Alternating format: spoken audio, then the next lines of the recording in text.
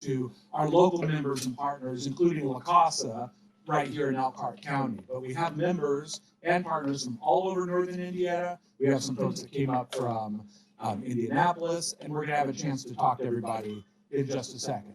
So this is part of what we're here to talk about today.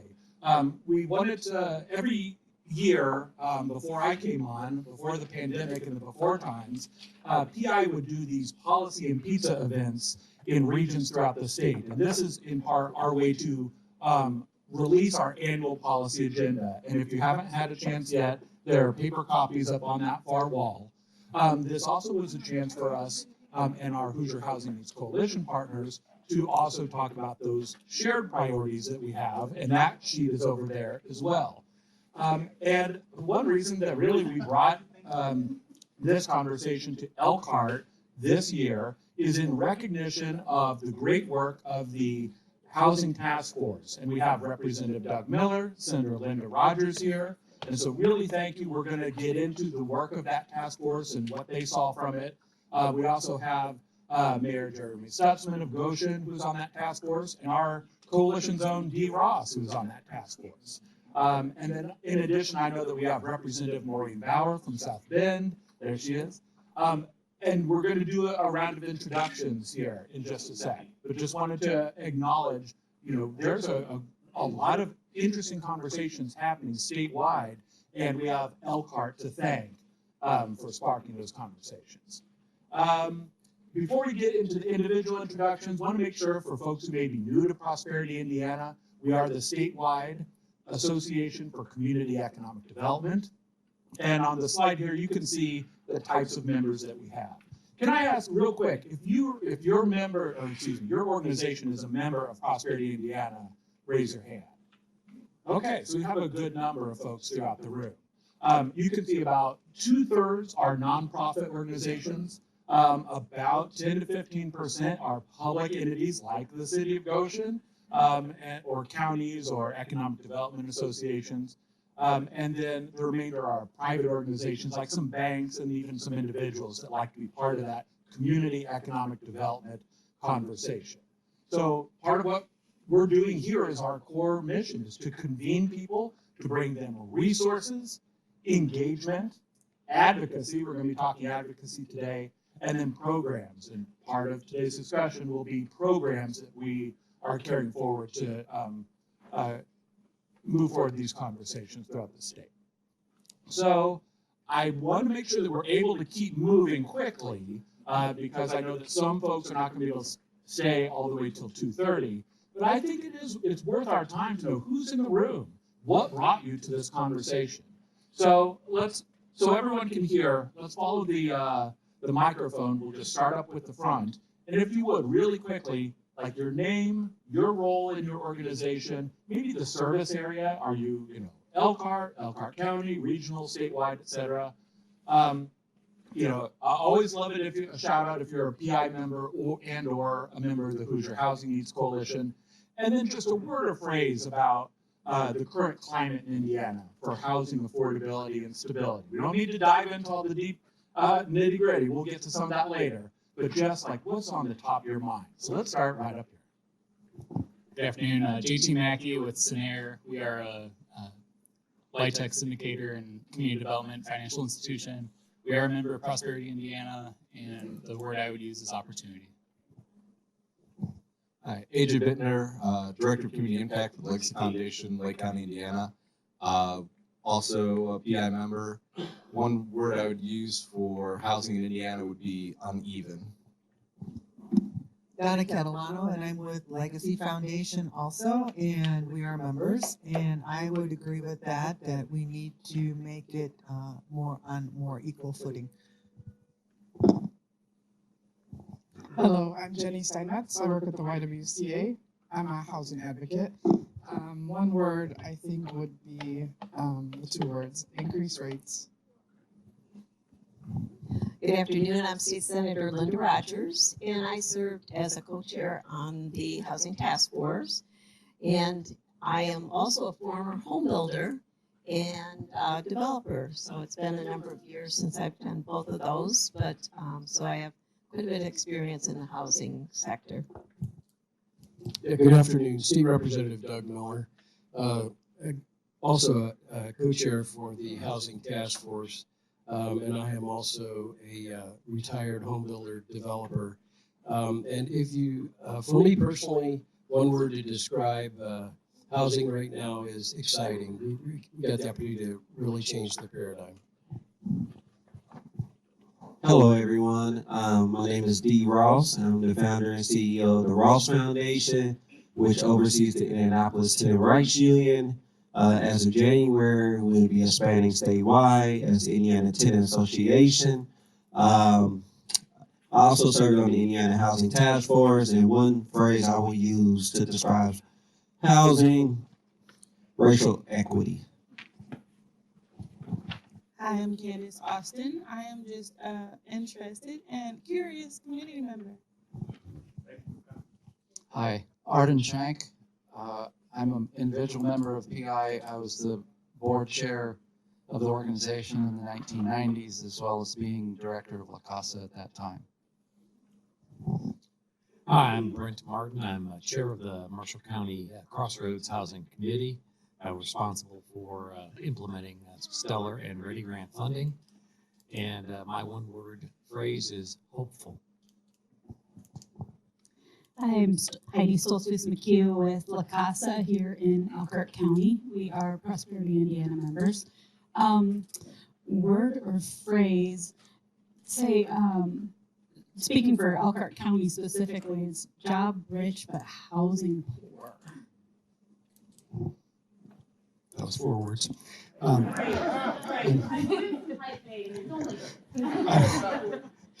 Chris Kingsley, also with La Casa, PI member. I would say challenging. I'm Angelia Washington, Executive Director of the Elkhart Housing Authority, where we house low to very low income individuals and family. My word for affordable housing would be lacking. My name is David Stewart. I'm Chief Legal Counsel for the Indiana Housing and Community Development Authority. As you know, we are also a member of Prosperity Indiana.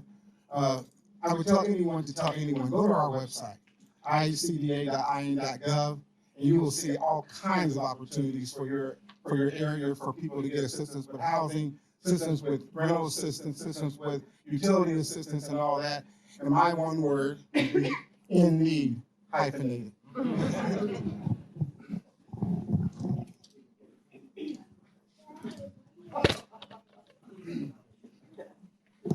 I'm Bill Burton with First Source Bank. We are a member, and our number one need is more of it. And it's just not in this community, but throughout our country, actually, right now. My name is Erica Boswell. I am with Prosperity Indiana as the program evaluation manager. I work with organizations throughout the state to distribute the emergency rental assistance funds. And one word that I would use would be, I was not prepared. I would say bifurcated. There's a lot of, it's the one I used in all of our regional meetings. Hale's giving me the look. It's unoriginal, but. I'm giving you the look because you know I can't spell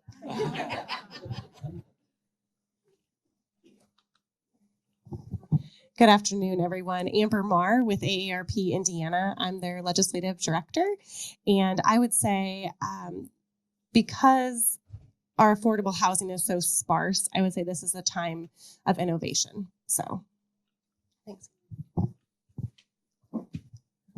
Good afternoon. I'm Jeremy Stutzman, Mayor of the City of Goshen. And I guess my one word would just be to pick any of them up there already because they're all excellent choices for what we're seeing here in Indiana. Hi, my name is Kathy Schuth. I'm Executive Director of a neighborhood-based CDC in South Bend called Near Northwest Neighborhood. We are Prosperity Indiana members, and I would say my one word is disconnected. Hello, I'm Felicia Billings with Minority Health Coalition of Elkhart County. I am a tobacco program coordinator. And I believe like all the words that I came up with are already on there. So ditto all of those. In need. Good afternoon. My name is Celeste Fonseca. I am with the Indiana Department of Health, Office of Minority Health. I am the Health District Community Health Worker for District 2. And one word I would use is equity.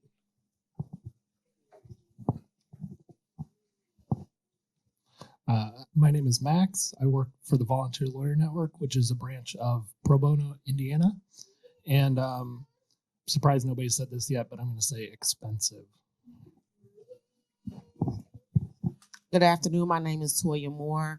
I'm the Executive Director of Northwest Indiana Reinvestment Alliance, located in Hammond, Indiana. We cover Lake, LaPorte, and Porter County. We are Prosperity Indiana members, and my one word would be optimistic.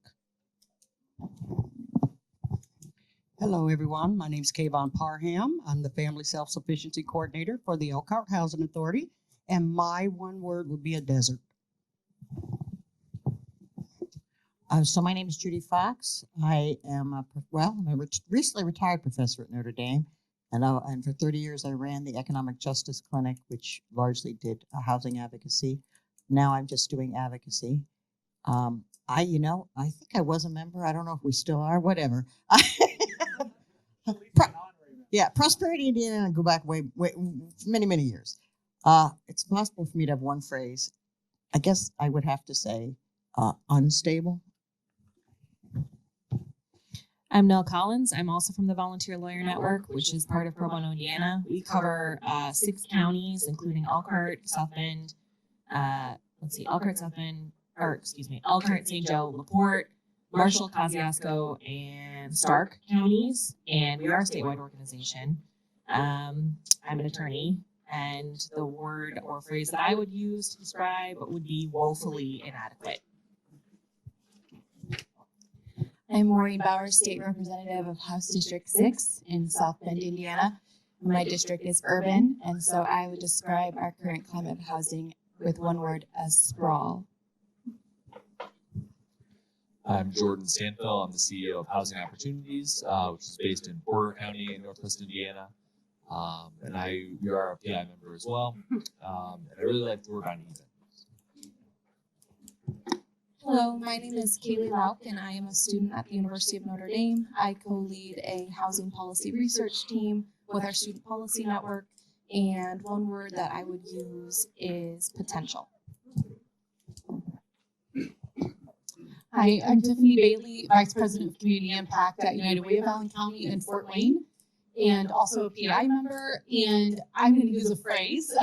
I think for our area is we would need support for the further creation of affordable housing. Hey, I'm Brian Loschel. I'm with Indiana United Ways, the statewide organization. We're a member as well. I'm the public policy and impact strategist, and the word I would use is fundamental. Hi, everyone. I'm Hale Crumley. I'm the Coalition Coordinator at Prosperity Indiana, so I convene the Hoosier Housing Needs Coalition. And I think my word is going to be unprotected. All right, thanks everybody. Did I miss anybody?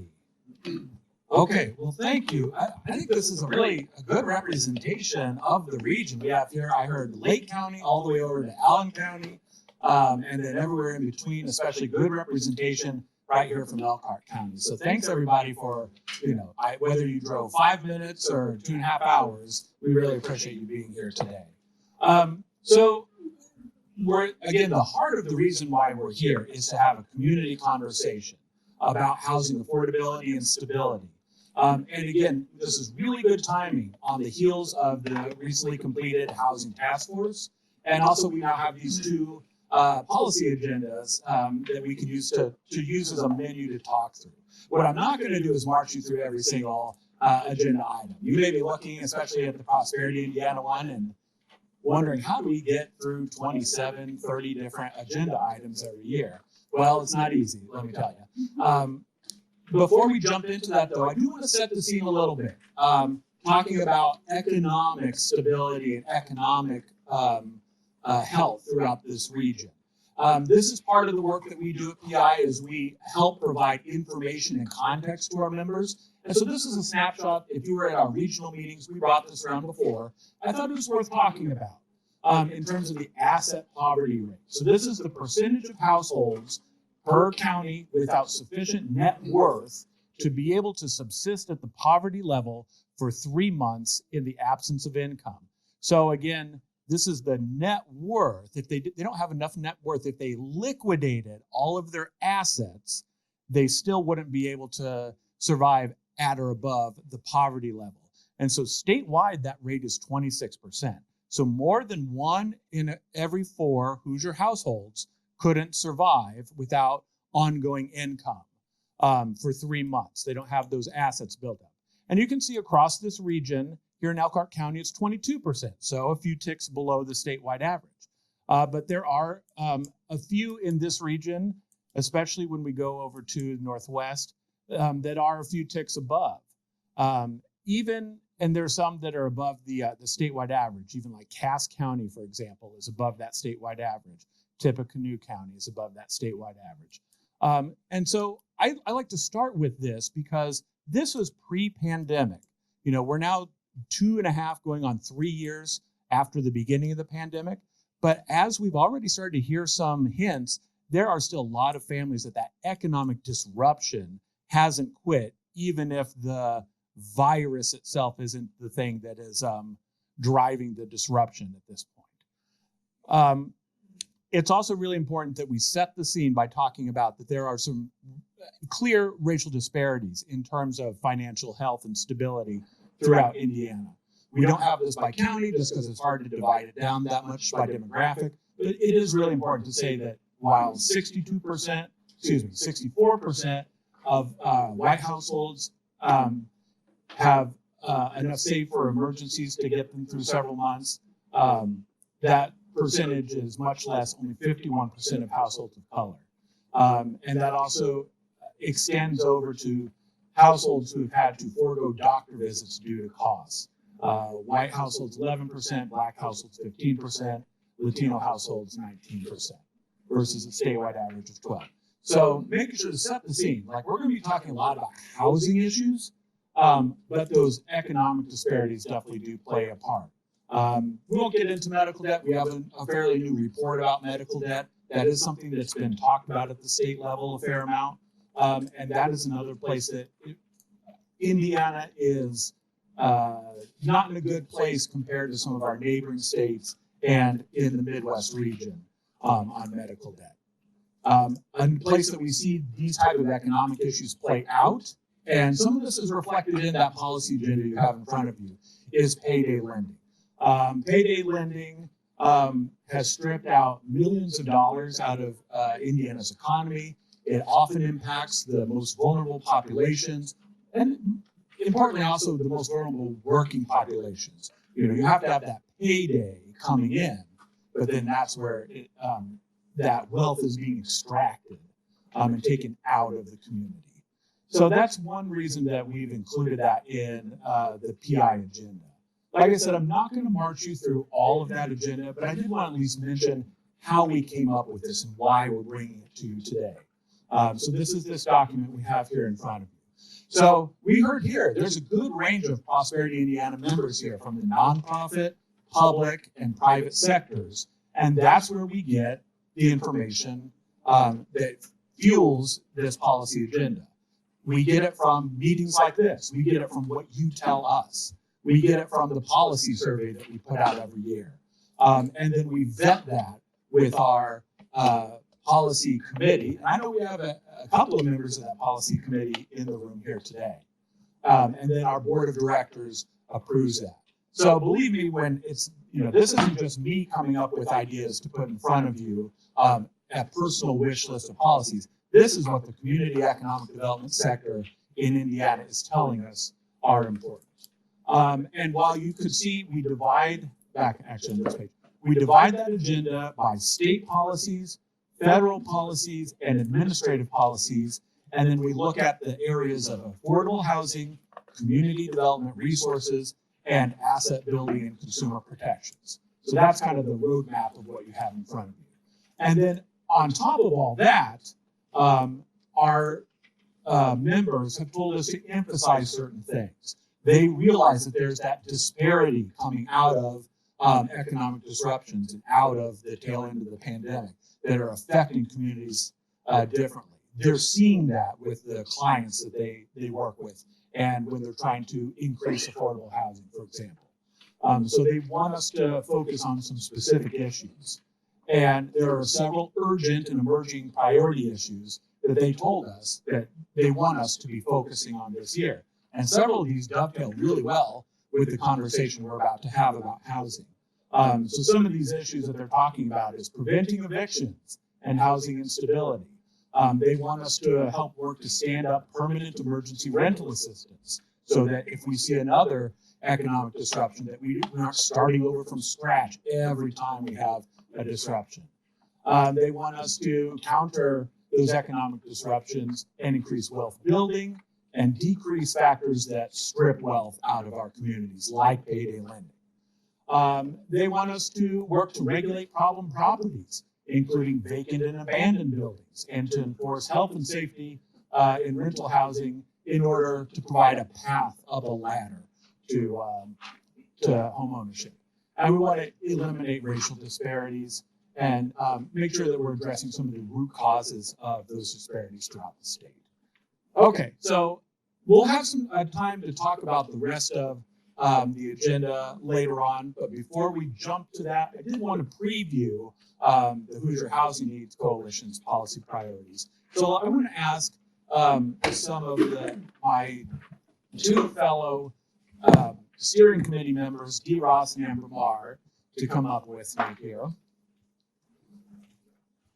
And again, you have this document in front of you, and we just want to talk a little bit about why we put this particular policy agenda together.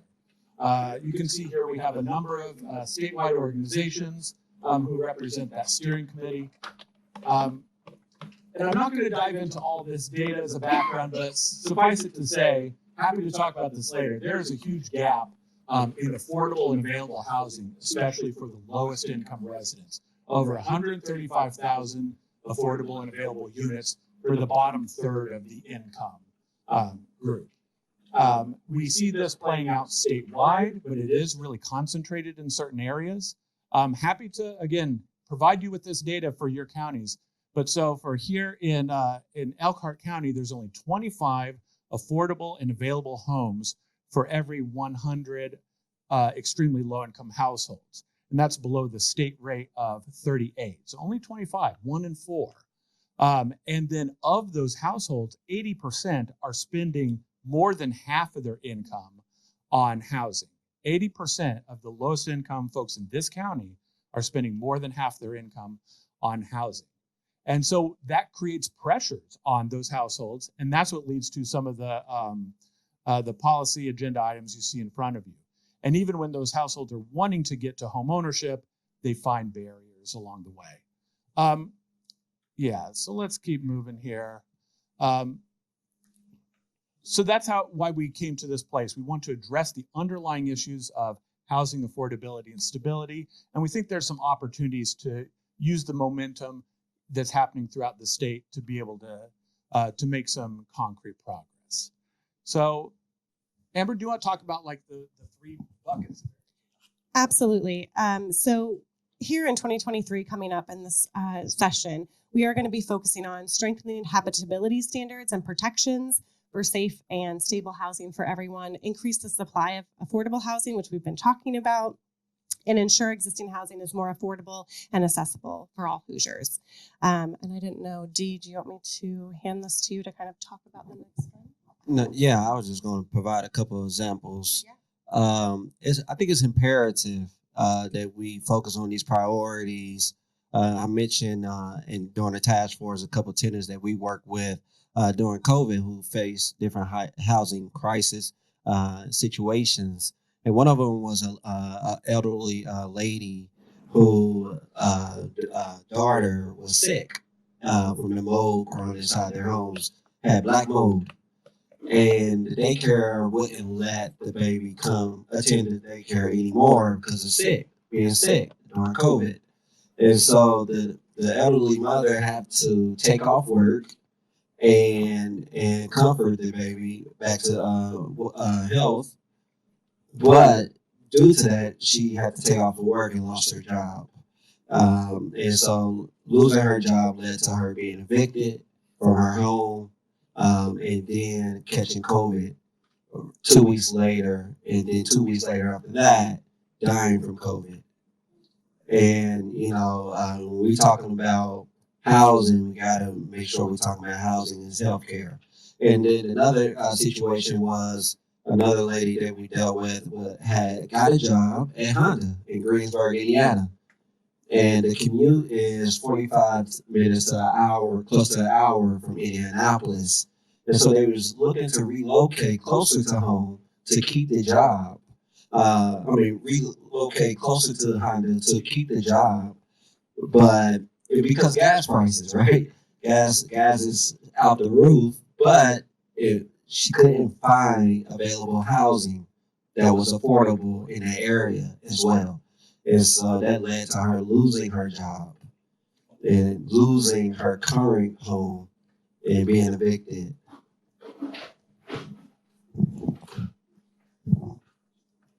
So to address some of those issues, we have a few items on this policy agenda that we think really are fit well with the current conversation at the state level. One is to help prevent some of the situations like these first example of people who are in really unstable situations and without intervention may end up becoming evicted and homeless and then perhaps becoming sick and die. And so our first policy priority is to create a housing stability pilot fund to serve as a temporary bridge to some of the federal conversations. Senator Todd Young is a co-sponsor of the National Evictions Crisis Act that's moving through Congress. We're hoping that that moves through, but we know that Congress it's not the fastest body in the world. So we want to make sure that we don't see the progress made by the state with emergency rental assistance die on the vine and leave tens of thousands of families in the lurch in the meantime. To Dee's point, some of these other conditions that we have, we find that unfortunately, the lack of affordable housing in Indiana isn't always just due to the lack of sheer units. There are units out there that are like what you see in front of you. Many that have black mold and raw wiring from the ceiling and the conditions that Dee described. And unfortunately, we've allowed some of those worst actors to be incentivized to not keep up with codes that are already on the books. So one of the policy proposals we've put forward is to allow Hoosiers to be able to put their rent into escrow with the bank or repair and deduct the problem themselves until the problem is fixed. And you can see here, Indiana is one of only a handful of states that does not allow this. And actually, to speak to this, we have Kaylee from Notre Dame, who is going to preview some new research coming out on this very issue. So my name is Kaylee Lauk. I am a student at the University of Notre Dame, and I'm a part of the Notre Dame Student Policy Network, which is a research group on campus that's student run and that allows undergraduates to participate in policy research. And I am specifically the co-lead for the Housing Policy Research Project. And we have a small team of researchers who have been working hard this semester looking into issues like this that all fit within these scopes of policy recommendations coming from the Hoosier Housing Needs Coalition. And rent escrow and the tax credit system, are the two focuses that our research looked at this semester. So we are going to be presenting a white paper and a formal presentation on Wednesday this week on the 30th in the Indiana State House in Indianapolis. So if any of you are there on Wednesday at 10 a.m. and would like to be a part of that presentation, I'd welcome you now to be a part of it. But the Zoom link will also be on the Prosperity Indiana website, as well as a recording after the presentation is finished for anybody who would like to see some of that research, as well as a copy of our white paper. But I'll leave it there and let the student researchers present more on that on Wednesday. Thanks, Kaylee. And so that's some brand new research that's coming out to show how Indiana could catch up with 40 plus other states that already make this work. And the way that I think about it is that, we want to increase the number of housing units in Indiana, but we have a bucket and we're trying to pour more water on top, but there's a rusty spot at the bottom. And until we plug that rusty spot, the more we pour on top, we're never going to get to the full rate that we need. So we can leave the rest of these points to the broader community discussion, but just wanted to put this in front of you so that you saw a number of the priorities that this coalition will be pursuing. So with that, I think now we're at a place where we're lucky to be joined by 4 of the members, including 2 co-chairs of the Indiana Housing Task Force. I had a couple of articles that gave kind of a summary and some recap of that task force, but what better way than to hear it directly from the co-chairs and members themselves. So Representative Miller, would you like to come up and tell people, what did you get out of that task force? Was there anything surprising, and what would you like to see moving forward? And that's the same question I'll ask of Senator Rogers, Mayor Stutzman, and Thank you for inviting Senator Rogers and myself today. So probably a perfect question, right? What did we get out of the task force, and what was most surprising? So for those of you that don't know, I spent 45 years in the home building industry, and for me to say that there's a problem with housing, it's actually nothing new. It's something that I started thinking about around 2000. I saw the market for workforce housing shrinking dramatically, and a huge paradigm shift, not only in Indiana, but across the United States, into more upscale housing, and sort of the workforce got overlooked. And then as we continue to grow in the state with respect to jobs and infrastructure, we noticed that we had a lot of families that would live in one county, but they actually couldn't live close to their work because the towns or the local units of government where they worked had started enforcing all these housing guidelines to say, well, your house has to look this way, or your yard has to be this size, or we don't allow that type of zoning in this community. And so we saw the actual availability of opportunities to either build or rehab housing just continually shrink over the last couple of decades.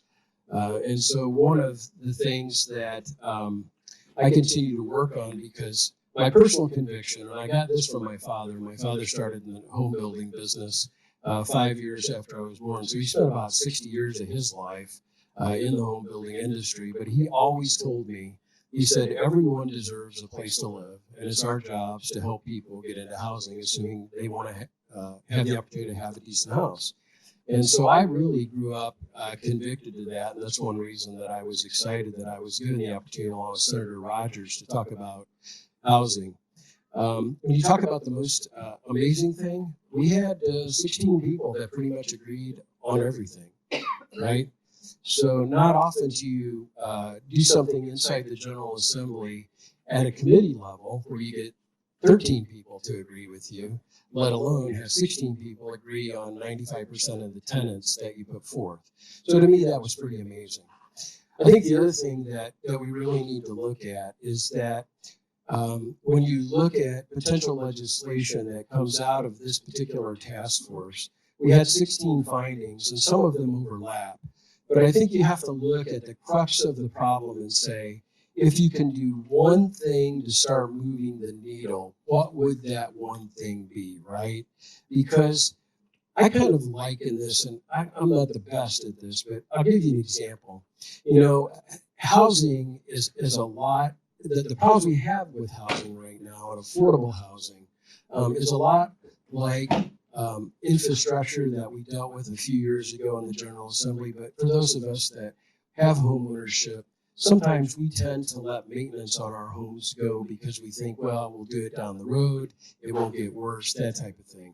Well, you can see from the task force that by ignoring the problem, in other words, not taking it head on a couple of decades ago, we actually got to the point where we can't fix every last item. We got to sort of start chipping away at it. And so we have to look at what one or two things can we actually do that would impact housing from the homeless level up through that workforce housing level to move that needle, because that's the largest sector of housing that needs help, right? We're about 50,000 housing units behind in the state of Indiana.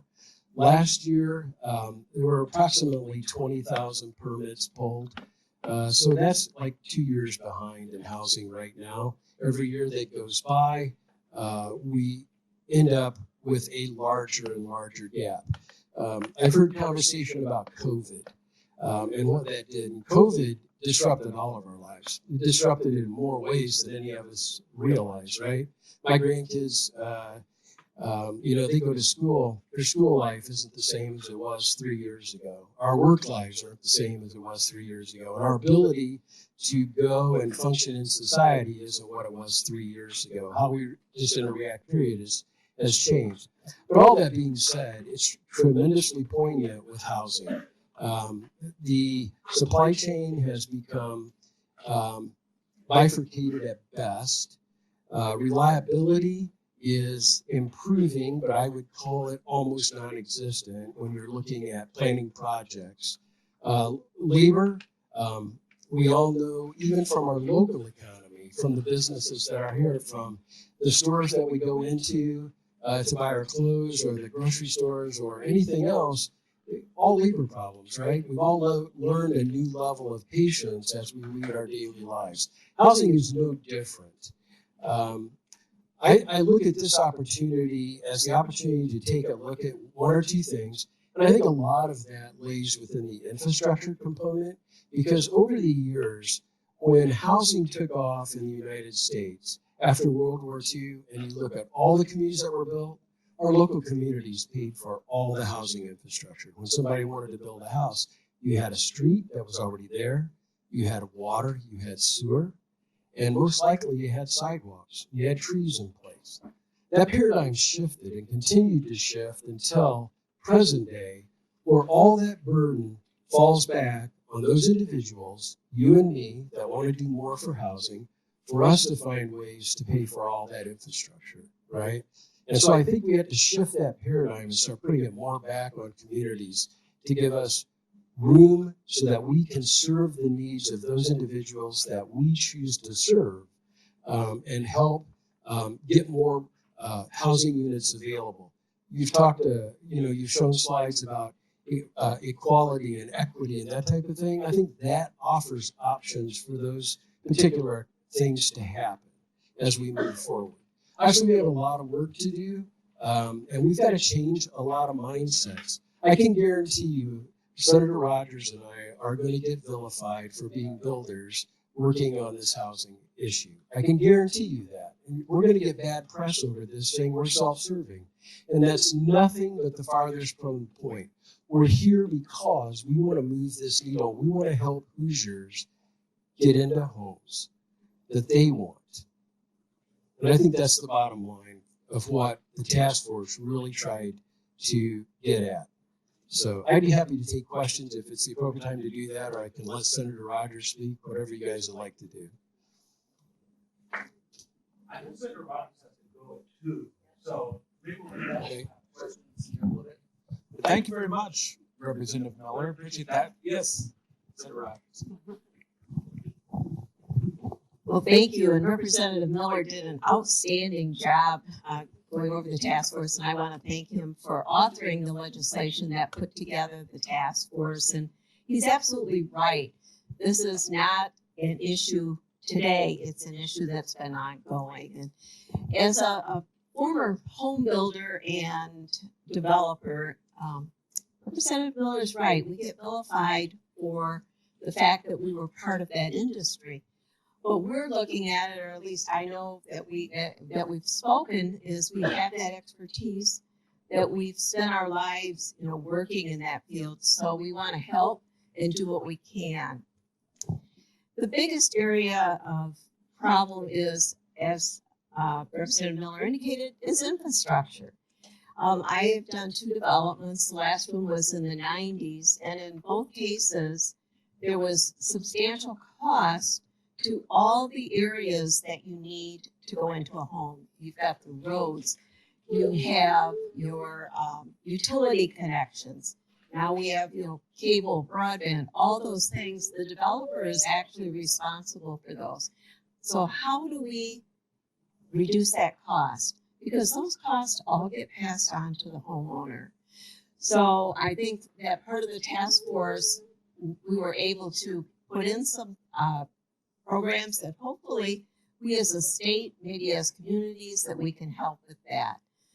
I think when you asked about what was surprising, and I was thrilled to be part of it, and it was so interesting to listen to each person that testified and came. And I know Dee was part of it in there and did a great job, Mayor Stutzman, and we really thank you for all your involvement, because we're hearing from a broad spectrum of people, how do we move forward? And we all came together in the end and agreed not on everything, but on many things. And so there's so many things that we have to look at as, regulations.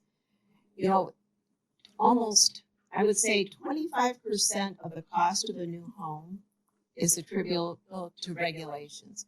Now, when it comes to safety, that's number one. We want to make sure we don't lose sight of that.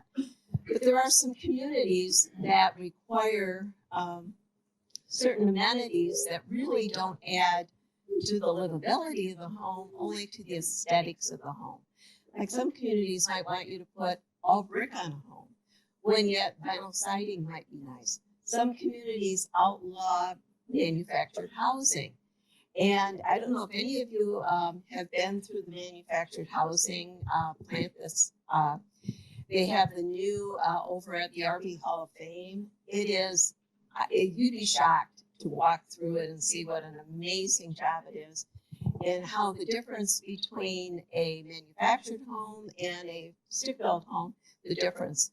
And of course, I'm advocating for something that I years ago was building homes. So there's so many different areas that we can work on. And I didn't leave a word, but my word is going to be, it's going to improve, because we are going to work together to do that.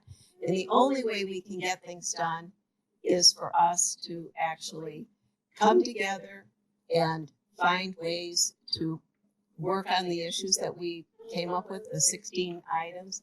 And if there are additional thoughts, how we can improve housing, because everybody deserves to have a quality place to live. And whether you are renting or your home ownership, but we have to ensure that everyone has that opportunity. So, thank you. Thank you. So actually, I know that Senator Rogers has to leave soon, so let's take a second and give a hand to both of the co-chairs of the council. And I know from the Housing Coalition, the Hoosier Housing Needs Coalition's perspective, we appreciate having that spot to represent us at that table. I think that representation was important. And I think Dee can speak to that later, but wanted to make sure that we recognize you both for that role. Before we open it up, we do have both Dee and Mayor Stutzman. I want to give them an opportunity to reflect on their experiences as well. So Mayor Stutzman, you want to come up? Thank you. So I represented a group called AIM, Accelerate Indiana Municipalities. They represent cities and towns throughout the state. I currently serve as second vice president for that group.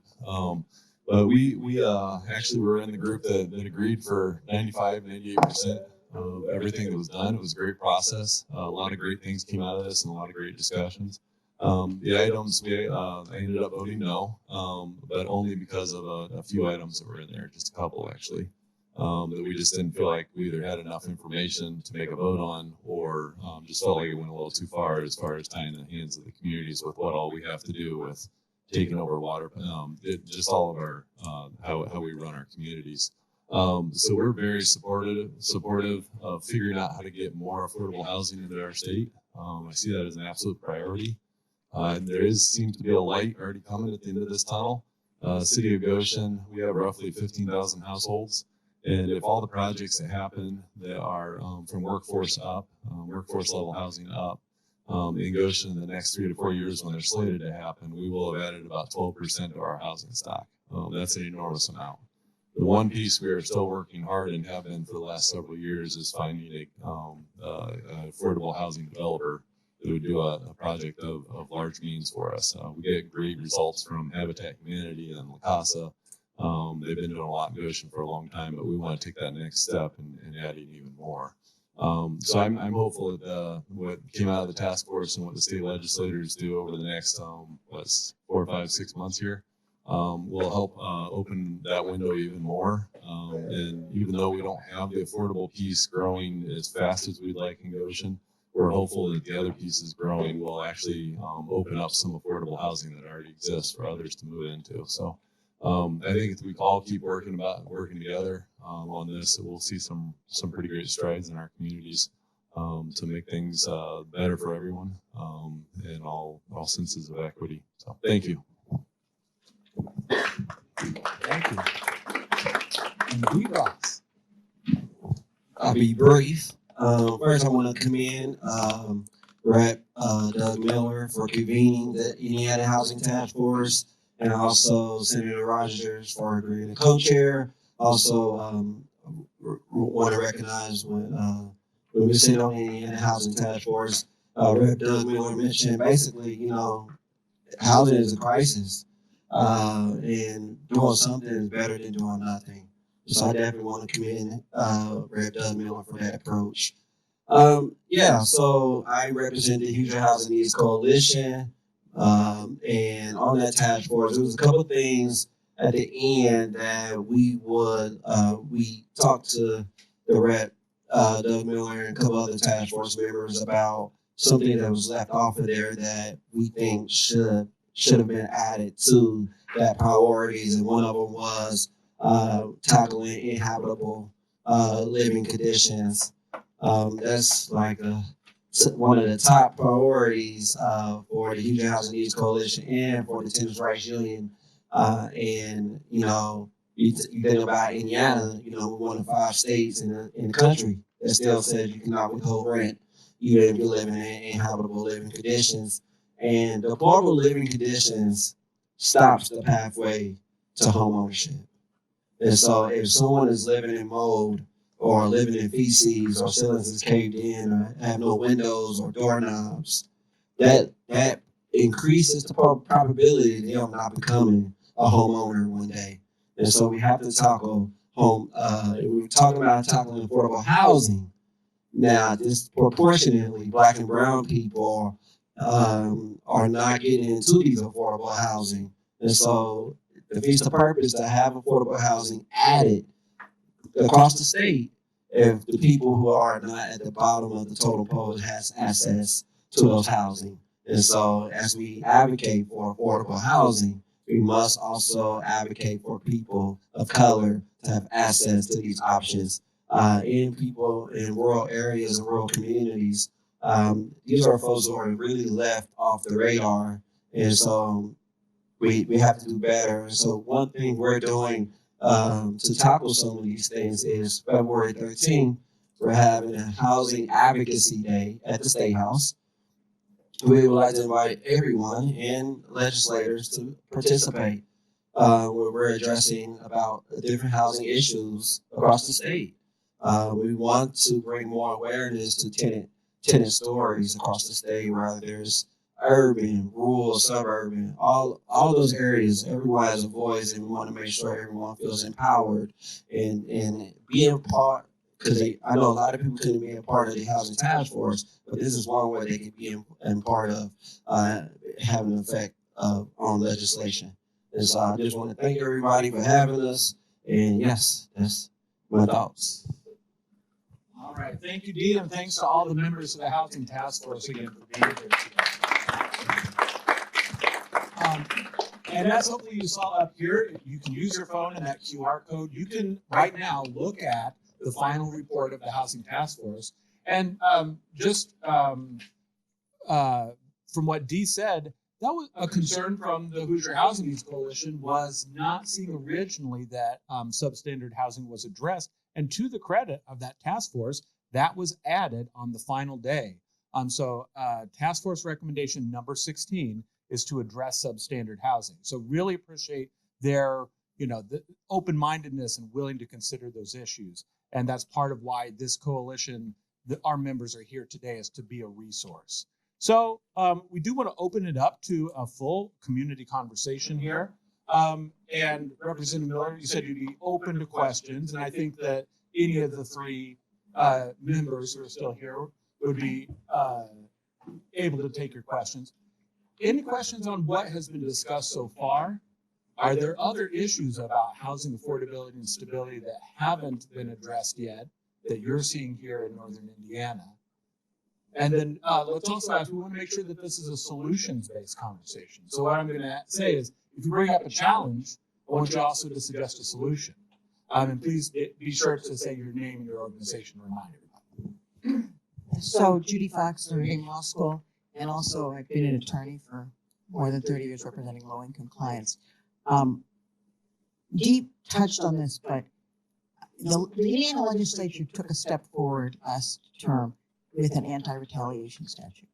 So essentially, what we have in Indiana right now is very good law that sets forth what the habitability conditions in rental housing is, and no enforcement mechanism. And you've already talked about the rent and deduct situation. They passed an anti-retaliation statute, which is actually making it worse. And I've been in housing clinics now for the last couple of months, representing people, giving people aid that come in. And the problem is, unlike most states, there is no presumption in our anti-retaliation statute. So, and there's a huge exception for landlords to be able to not renew your lease. Well, anybody who works with low-income housing understands that many people are month-to-month renters. And what we are seeing in droves, I would say 99% of the people that are coming into our clinic are coming in because they called code enforcement, or they complained to the landlord, and the landlord is now refusing to renew their lease. And there is absolutely no remedy for that. And you know it's retaliation, because everything was going along perfectly fine until I called code, and suddenly, well, I'm evicting you. And if we don't close that loophole, the other thing we're seeing is that more landlords are just saying, hey, we don't want to give you a lease, because if you're month to month, you call code, we can throw you out. So that loophole in the statute really needs to be closed. Almost every other state in the country that has an anti-retaliation statute has a presumption, which is that if you choose to renew your lease or try to evict you within 6 months or a year, we presume it's retaliation. Obviously, that gives the landlord the opportunity to come into court and say, hey, wait, no, there was another reason. But there's that presumption, because the statute, as it was well intended, is actually causing harm. So Professor Fox, I know that, forgive me, you've worked in this area for a long time. More than 30 years. What's the implication? If that's not fixed, what does that do to the bigger picture of housing affordability? Well, as was brought up, you can't move into home ownership if you can't stay in rentals. And we have huge eviction rates in our state. And I will say, in my 30 years, I would tell you that the vast majority of people that I see come in with eviction problems is a result of, and you mentioned some areas of unstable housing. Let me tell you, I've had clients whose Crisco oil froze on their countertop. That's because of their heat. I have clients who have wires hanging. They have no walls. They have no floors. They have no toilets because there's nowhere else to rent. And if you complain to code, you get evicted. Right? So it's a huge problem, and there's no way to deal with this in our current structure. I will say that I've been able to convince judges that it's retaliation, but now that the statute exists, the judges say we can't do anything because you're a month-to-month tenant, and the statute allows them to evict you. So in some ways, the statute has made it worse, even though it was very well intentioned. And so I think that is a huge area. I work a lot with an agency called St. Vincent de Paul.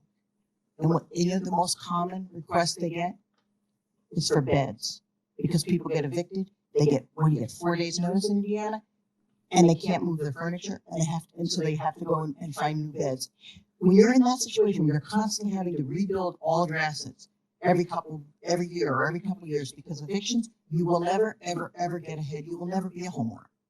And really, everybody who wants to be a homeowner, we should be providing them the means to do that.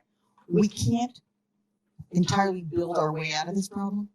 We have housing that could be safe and stable, rental housing in this state, but we are allowing landlords, many of them out-of-state landlords, to abuse people and just on the equity issue, there's a new study out of Houston, and we're working on trying to do this in South Bend to look at it. There appears to be a clear connection between this sort of, I can't remember what they're calling it, but basically what it is Black and brown families are charged more money for properties that are less habitable than others. So are being charged more money. My clients are paying $1,000, $1,200 a month for properties with no toilets and sinks.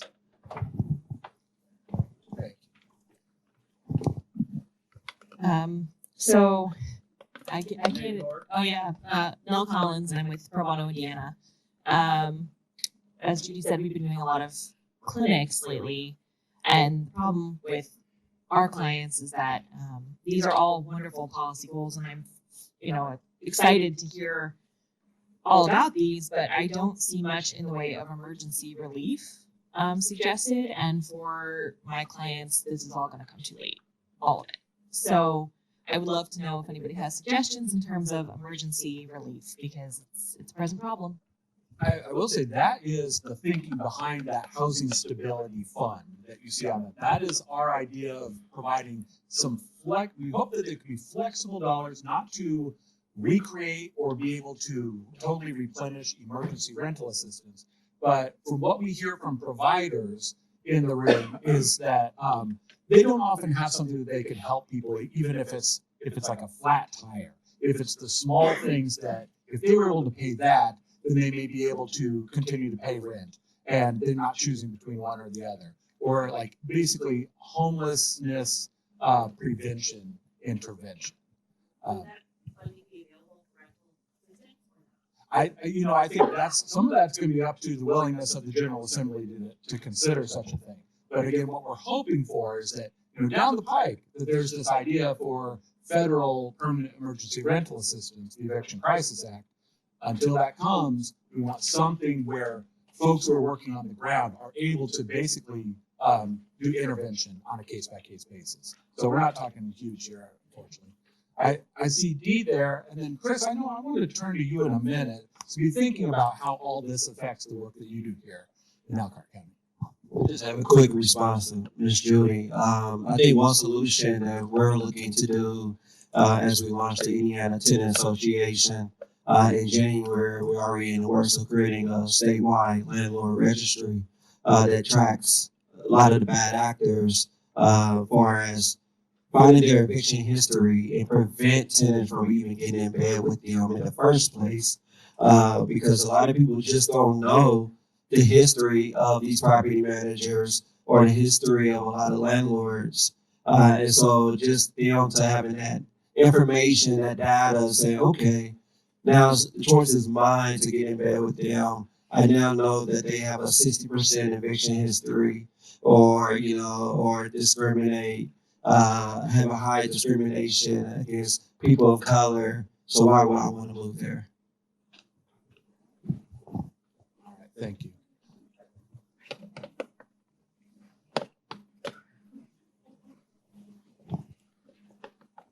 Hi, thanks. Again, I'm Kathy Schuth I'm in South Bend at near Northwest Neighborhood, and we're definitely focused and interested in urban and neighborhood revitalization and development. And actually, that's my solution that I offer to some of these conversations as well.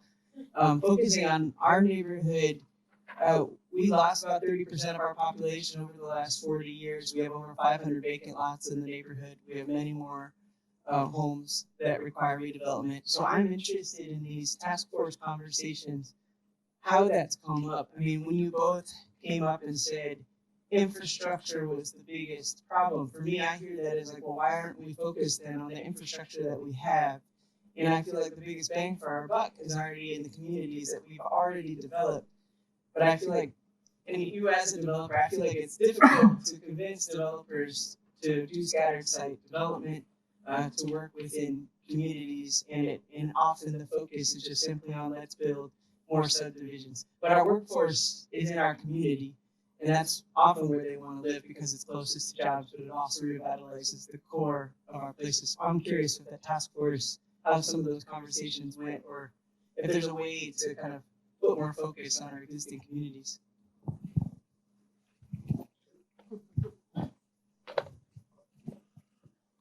So first of all, I'm sorry, your name again? Judy Fox. Judy.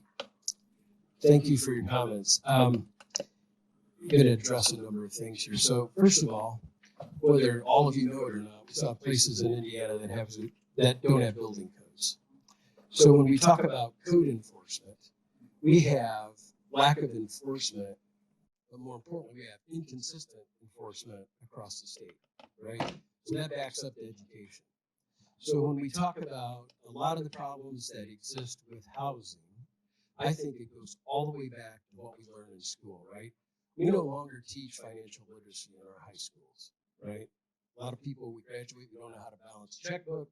We don't know how to anticipate expenses that are going to come up. And I think that's absolutely kind of core at whatever point you're stepping into life that you have a grasp on that. My own kids struggled with that. And it took some really tough experiences in order to learn to get your financial house in order. And so that's kind of to me, that's kind of the starting point. The other thing when we talk about this is the actual enforcement mechanism. As a home builder, it just blew my mind from community to community, the lack of inconsistent enforcement of any type of building code, and the different interpretations. It got so bad that I actually started attending the state building code seminars so that I could get the same information that building code inspectors were getting. So I did that for about 5 years until I found out that was very inconsistent. So we got a huge problem there, right? So we've got to take a look at that. When we talk about infrastructure and about having 500 vacant lots in some of our communities, that's exactly the target that I think we need to go after. And that's because the infrastructure is already there, right? You got water, sewer, streets, and sidewalks, right? So all of a sudden, now the challenge becomes, and this is the big thing. So I work on a lot of housing issues, and I want you guys to get your head around this. I had a bill, and it dealt with architectural standards 2 years ago. And we had great conversations throughout the off season about it. And when that bill dropped and it got out of committee, it was a local government bill, got out of committee almost unanimous, and ended up going to the House floor, and it stalled out on third reading for a variety of different reasons. A lot of it's local control, which Jeremy talked about. But during that time frame, there was a community on the south side of Indianapolis building warehouses, bringing people in to work at warehouses, paying $20 to $25 an hour. And local leadership, and forgive me for using words this strong, but local leadership was so arrogant that they said, we don't want white vinyl siding communities in our community. We want to look like Carmel. Well, I got news for you. If you're offering $25 an hour jobs, you're not getting Carmel, right? Why do people have to drive from, they were driving 3 counties away to work there, but they couldn't live there? My father grew up in a time where he walked to work every day, took his lunchbox, came home at night, many times had lunch with the family, and went back to work. But that's how communities, that's what made America great. And to your point, when we've got all that infrastructure in place, why can't we rebuild those? And that's where these discussions about local control, what can happen, have to come up. And those are tough discussions. I get it, because we all want our communities to look nice, but we have to reach some compromises that allows that to happen. You've got to have starting points. My goodness, we're missing a lot of valuable opportunities in that. And then what can happen if we can get past that discussion, then we go to the edge of town and look at fresh opportunities, or we look at brownfields. We're talking, the task force talk about revitalizing brownfields. You know, how can we get, ICDA's got a lot of options in terms of resources that can be used to promote housing, to help buyers, to help renters, right? So there'll be a component of that discussion. But we're missing a lot of opportunities that currently exist, even here in Elkhart. I have to say Elkhart's coming around. They're starting to look at vacant lots and different things. Mayor Stutzman, I think he's forward thinking enough that he realizes that you've got to seize the opportunities that are right in front of you, and then you can look at the opportunities that are coming outside, right? And that's really the paradigm of thinking shift that our communities across Indiana are going to have to struggle with. Because my personal intent is for small towns that I don't even know that exist in Indiana right now to have money available at low interest rates to help them get housing, because every community needs housing. And it's going to take employers getting involved, right? It's going to take public-private partnerships. It's going to talk about ways that we haven't even thought about. And I didn't realize this, but in the last round of READY grants, 30% of the request for use in communities with READY grant money was for housing. So we've got a vehicle, we've got a mechanism in place that we can start doing some of these things. So yeah, I hope that helps. Thank you. I did promise. Let me turn to our co-sponsors here at La Casa. I want to just get your perspective about, how is your work impacted by some of the issues we've been talking about? Yeah, I want to say, first off, I feel grateful to Representative Miller and Senator Rogers and Mayor Stutzman. It was kind of a source of pride having three people from our area playing major roles on that task force. And I resonate with the community's feedback and the working in neighborhoods feedback. So I'm glad to hear that's an area of focus. I'm optimistic on the federal front there, at least somewhat, that maybe that neighborhood revitalization tax credit act that Senator Young's on will make some progress there. Maybe I shouldn't say optimistic. I'm hopeful. Hope springs eternal. I think we resonate with treating the root as well. We do a lot of work in financial literacy and I think in match savings programs that are working on some of those skill sets that are helpful. But then we also see the issues of, certainly in our community, of bad housing conditions and how do we create systems of accountability? How do we create systems of accountability for bad actors that don't penalize good actors? Because we're also landlords, and we take pride in our work in that area. But we certainly support. There's a lot of housing units that are already here in this county that can be lived in, but that are in really bad shape, where that balance between kind of profits and reinvestment isn't being struck in a way that's best for the community. So that's real high level, but I certainly believe in the work of community development corporations that are trying to make a difference and invest in neighborhoods and make investments in neighborhoods. That's a lot of the work that we do at La Casa. So I do have a solution, which is just pour millions of dollars into the CDCs in the room. So what do you think, Doug? Thank you. And I will, yes, Jordan, and then on deck, Representative Bauer. We want to make sure to give you a chance to give your thoughts too. Hi, Jordan Stanfill, Housing Opportunities. And I was just hoping that the mayor would speak a little bit more to how you kind of combat or work with communities or local governments to kind of make some of these changes. You mentioned some things up when you were talking. We develop affordable housing in 4 different communities, and our experience differs dramatically from community to community and how we work with those folks and kind of the standards they put in place that make things really difficult and costly to do that. So just want to know if you had solutions or thoughts around that.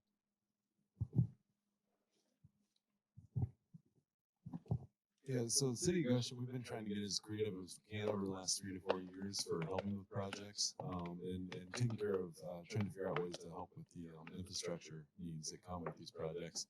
The reality is, whether we pay for it or the developers pay for it, it's all going to be paid for by the taxpayers eventually. So whether the city pays for it, we're using everybody's tax dollars.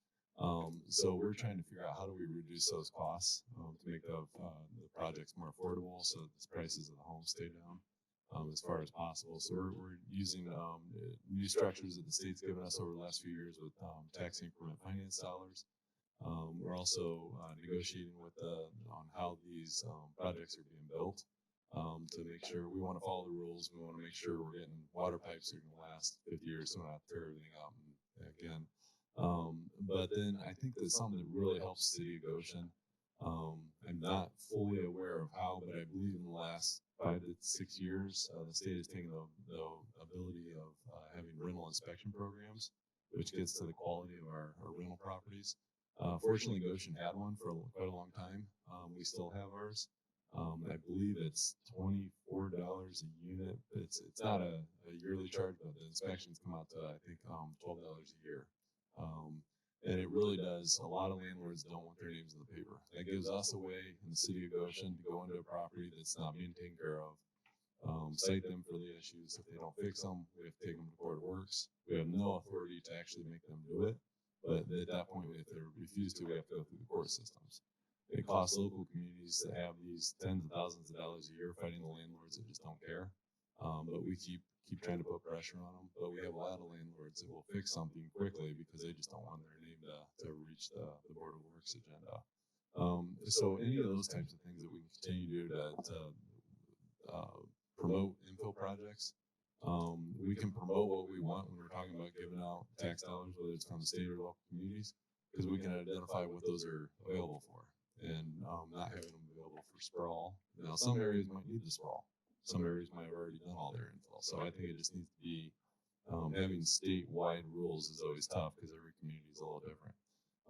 But we take every opportunity we can to be creative, and La Casa has been a big partner in that in our area over the years of getting creative with us to bring dollars to Goshen to be able to build projects for everybody.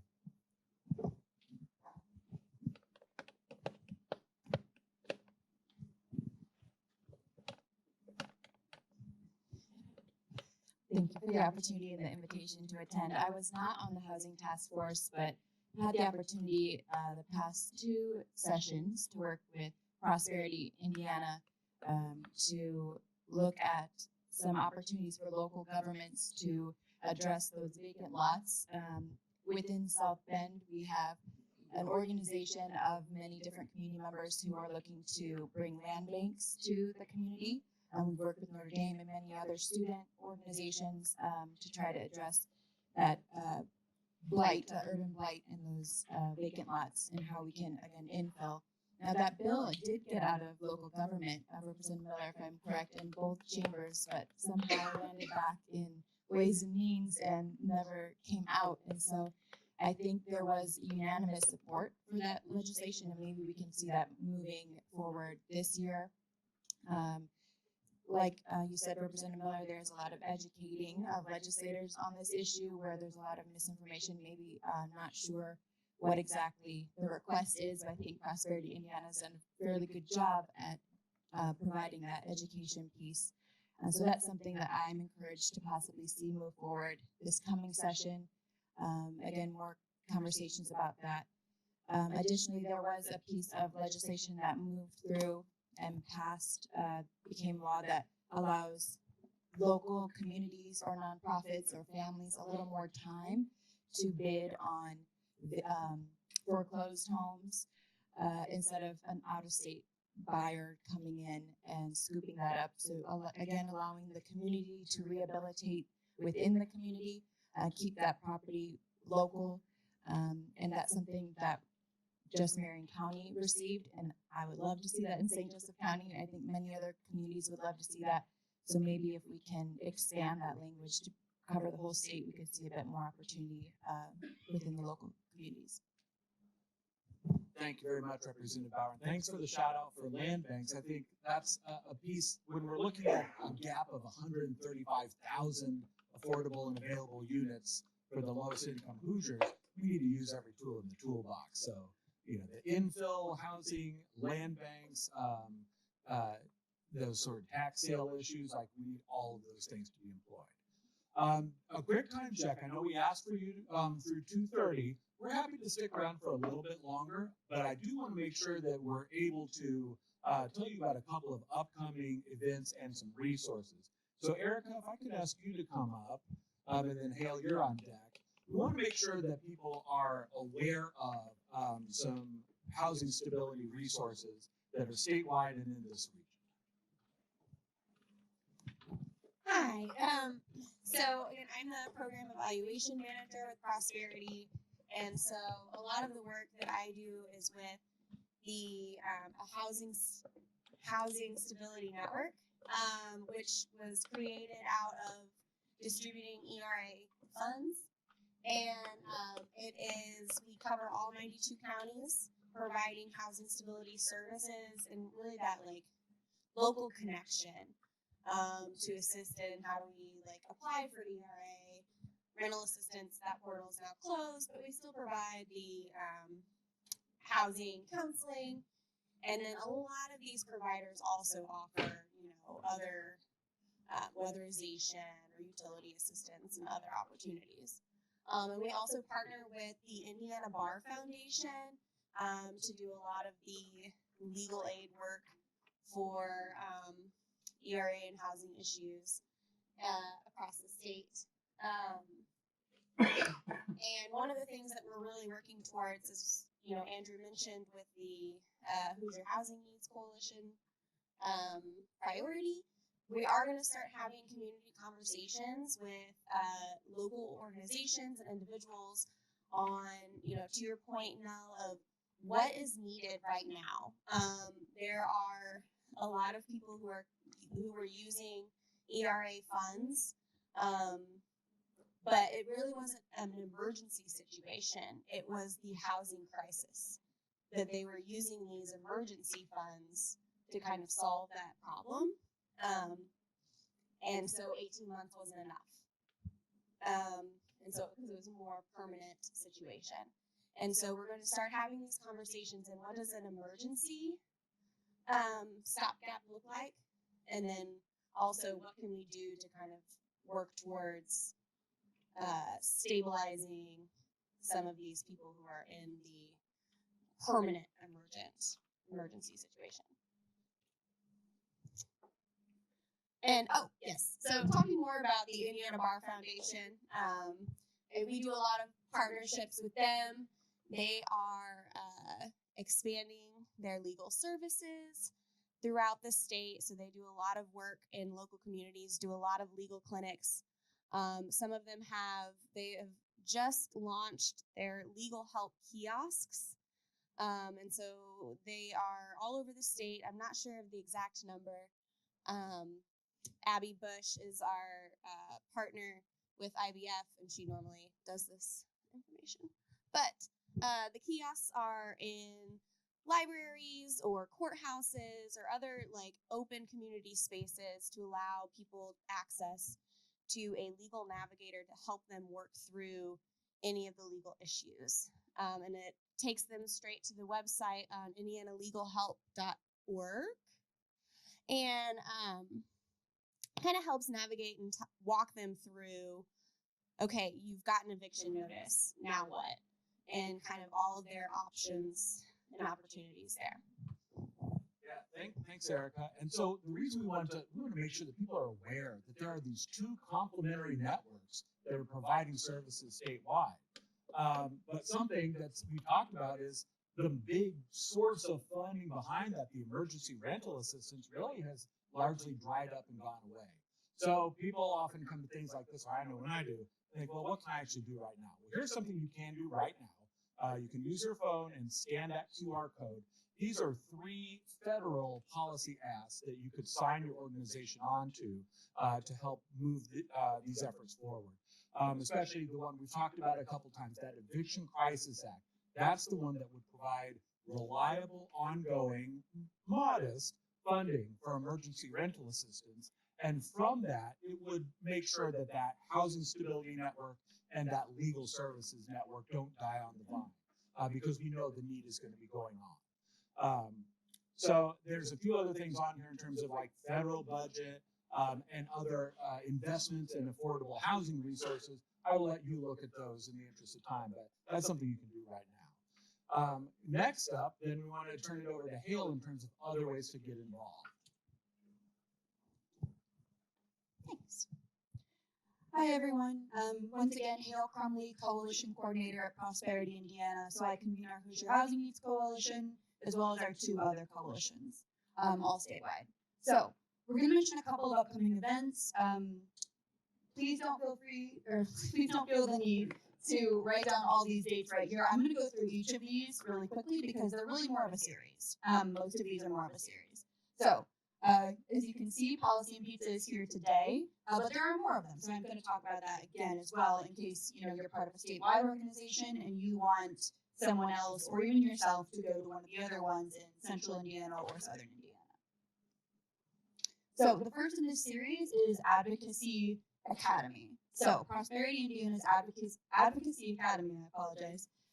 This series is about getting nonprofit organizations especially used to advocating. So the very first session, the idea is to talk about what nonprofits can do, because a lot of organizations are still really unsure about what they're allowed to do and how they're supposed to do it properly as a nonprofit organization.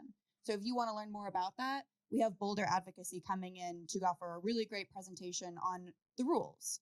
The other one in this series is going to be the strategies. So Andrew and a bunch of our other Prosperity Indiana partners, especially people who join us at the State House on a regular basis, are going to be talking about the strategies that they use to build ongoing relationships and use data and just in general have conversations that are effective.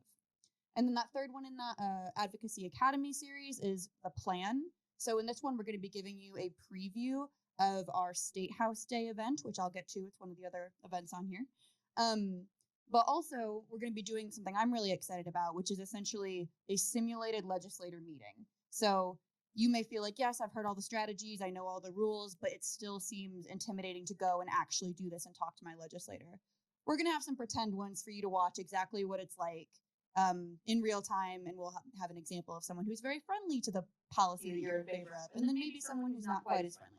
So you can see what that's really, really like, so that it's not intimidating at all, and you feel ready to go to the State House with us. No one will yell. No yelling. Yes, I won't allow that, I promise. So, sorry. Maybe a little yelling? State and federal level many times. Right. So the next event I want to tell you about is the Prosperity Indiana Summit. This is for all PI members, and we encourage other people to come. They may be interested in becoming PI members. You do get a free ticket if you renew your Prosperity Indiana membership, but if you want more members of your team to come, then you will need to purchase those. But it's really exciting. It's a whole day of learning. It'll be in Indianapolis, and I really encourage you to come if you can. Following that summit, the day after, while you're already in town for the summit, is Prosperity Indiana State House Day. So that was kind of what I mentioned before with that Advocacy Academy series. This is building you up to be ready for State House Day. So what we're going to be doing is we've reserved space in the State House, and we have a whole list of activities going, and in between that, it's also going to be legislator meetings. And we can even go in with you for some of those if you want to talk about housing or you want to talk about other things that are on the Prosperity Indiana policy agenda, but maybe you want someone to come with you. We are open to that. We want to get you in touch with your legislator to talk about your issues. So that is a really, really exciting event that I hope everyone can bookmark. Another save the date kind of State House Day is going to be our Housing Advocacy Day, and that's the one Dee talked about, which will premiere his Tenants Association. So that is also really exciting. That one is 100% housing oriented, if that's more what you're looking for. You could also come to the PI one for that same content, but it's good to get with your legislators on a regular basis, right?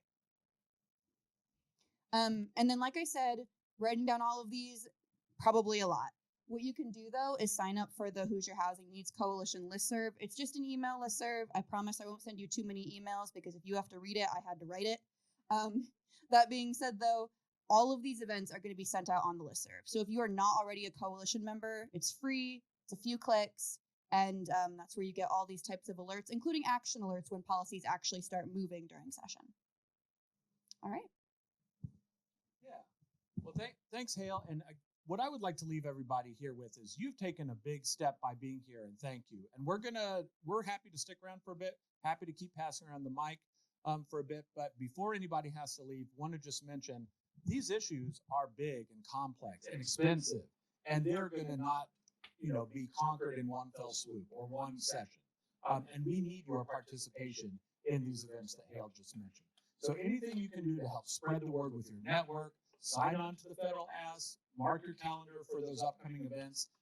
We need everybody working with us together on this. And we need your feedback and your stories and your perspective so that legislators know that these are issues that are important to you here in Northern Indiana.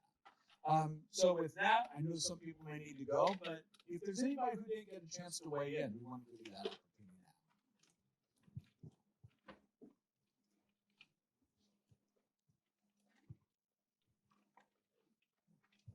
now. Okay, I think we said it all. Well, we'll be here. Feel free to talk with us. Thank you, everybody, for coming. Really appreciate you.